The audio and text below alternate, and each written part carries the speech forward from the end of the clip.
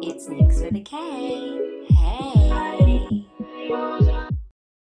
Hi guys, welcome back to my YouTube channel. Thank you so much for getting in touch and reaching out, asking me questions, sending requests for videos.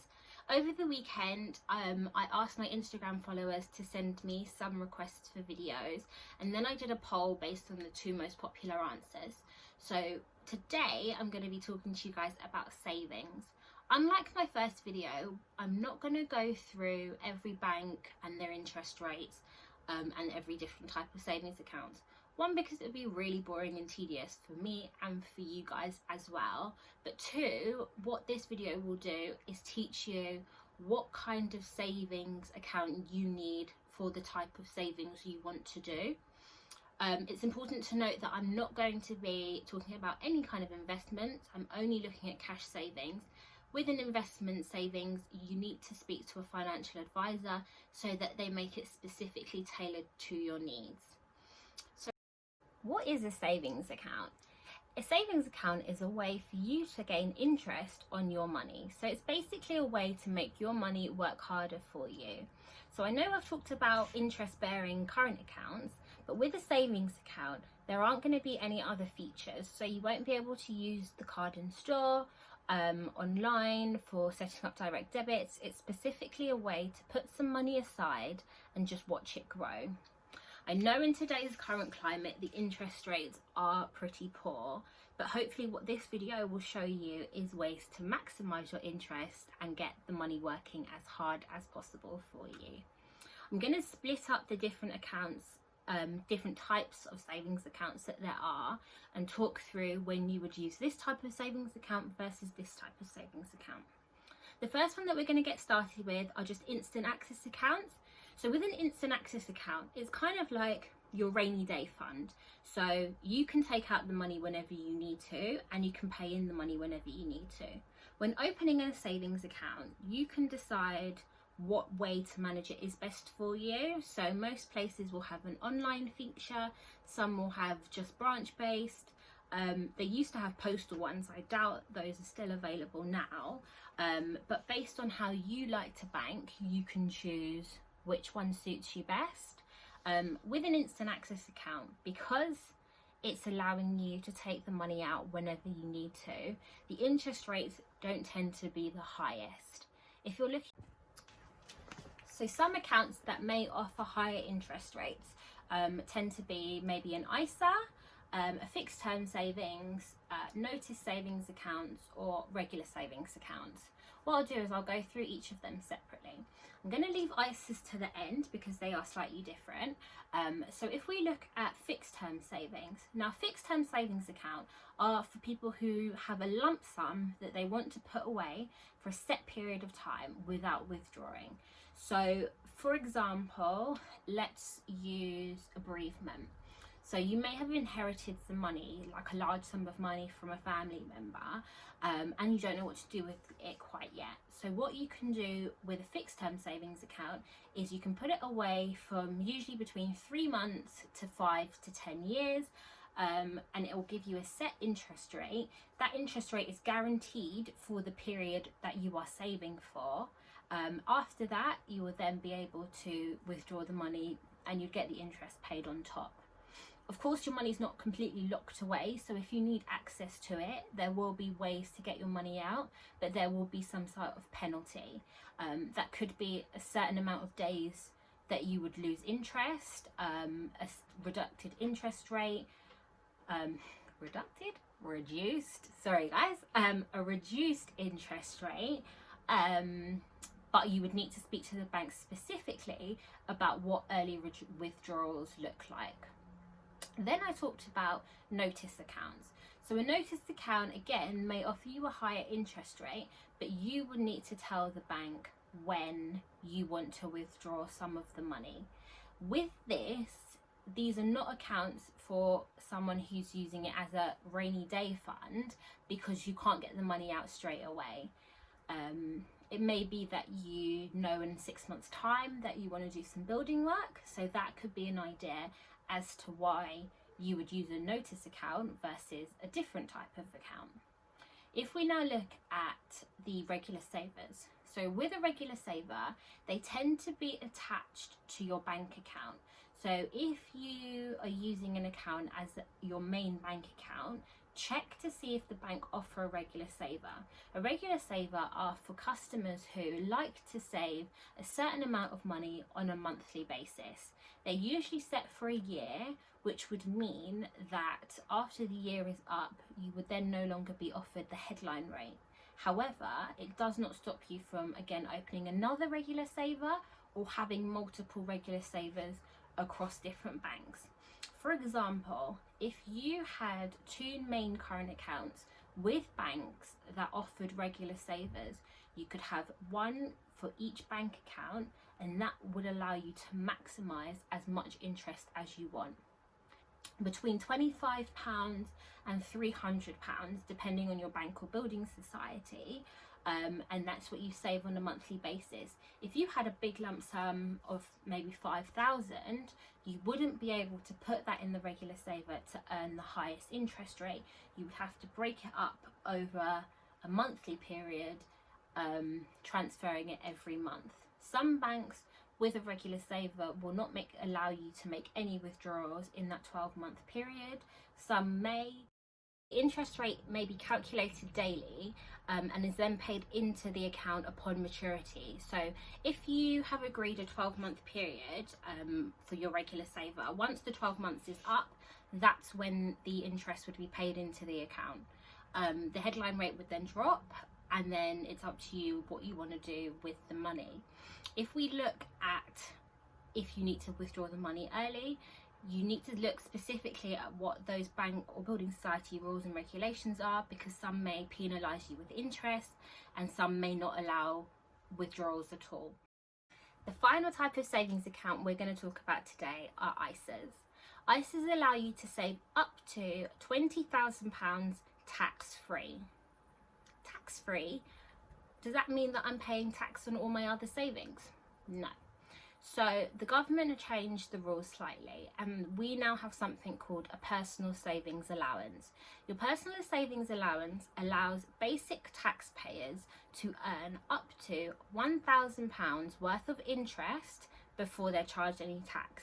If you are a higher taxpayer, so if you're in the higher bracket, then your personal savings allowance is £500.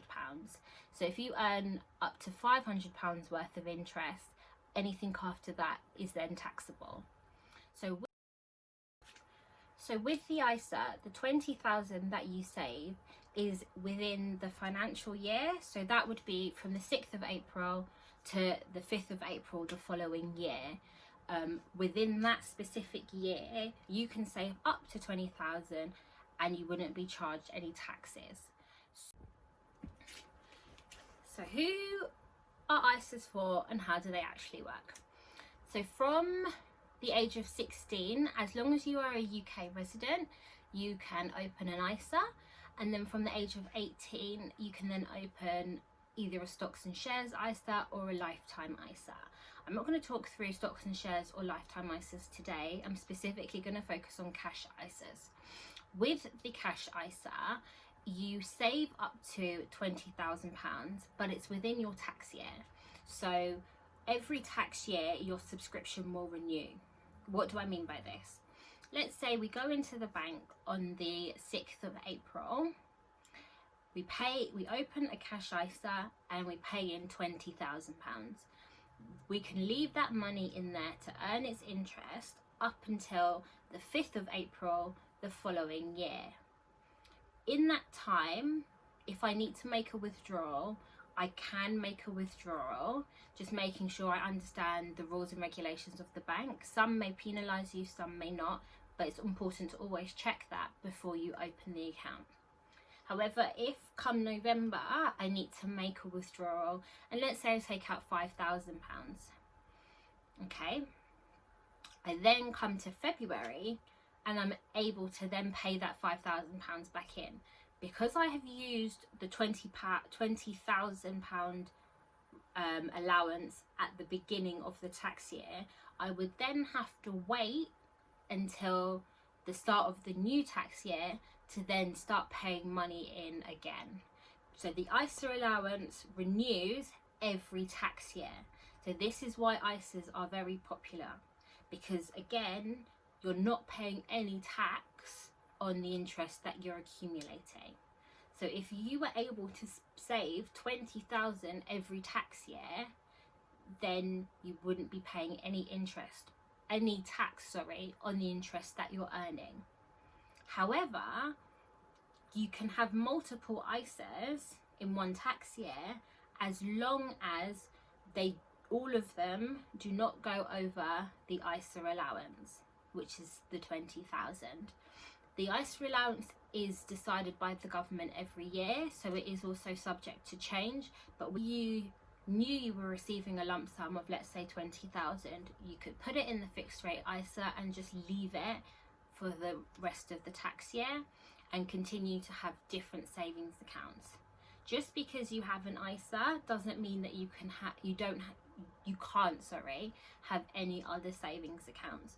So you can almost have your finger in lots of different pies in order to maximize your savings and make your money work as hard as it can for you. We talked about something called a lifetime ISA, but I'm not going to go through the details of it now, as it has a lot of different restrictions and it's open for a different reason. It's either open to help you save for a property or to look at retirement planning. If this is something you're interested in, let me know and I can do another video on it at a later date. There are also junior ISAs, but like the lifetime ISA, junior ISAs are children's savings accounts, and I want to dedicate a whole video to children's savings accounts for all my mama bears and guardians. So let's just recap. We've got instant access accounts. That's kind of like your rainy day fund. So you want to pay money in and take money out whenever you want to, but you may not receive the best interest rate.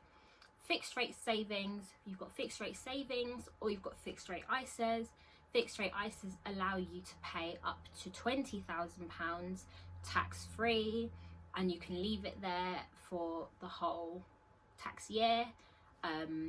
Or you can have just a fixed rate savings account if you maybe have more than 20,000 and you want to leave it for a longer period of time or a shorter period of time, whatever suits you best. It's important to look at the banks to see the notice period, so when they offer, how long they offer it for, and also if you're penalised, how you would be penalised for taking the money out of that account.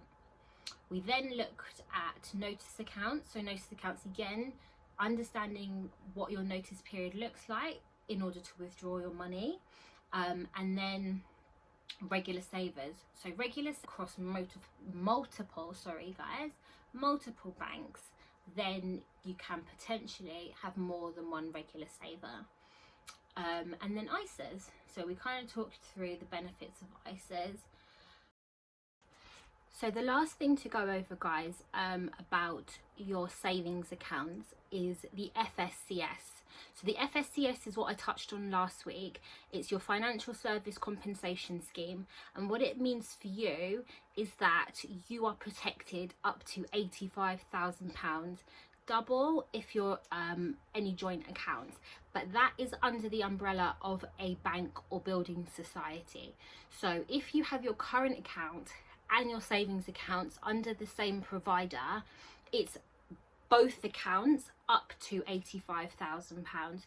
So if you have a lump sum in your current account and a lump sum in your savings account, make sure you're under the £85,000.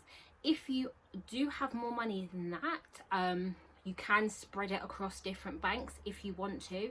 If you don't want to, then you need to speak to a financial advisor to make sure your money is protected.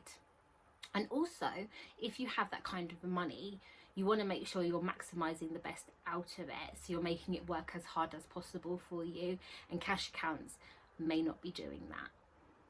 Okay, so hopefully you found this video useful. Please comment if you want any other videos, if you have any questions, any queries, anything you want to add. Subscribe, like, tell your friends, and also follow me on Instagram. So it's at itsnick_xo. I will leave it down below so that you can copy and paste. but I tend to put a lot of polls on my Instagram. You can also DM me or ask me any questions that way. That's probably the best way to get in touch with me. So I hope you found this useful. Please subscribe, and I'll see you next week for my next video. Thank you.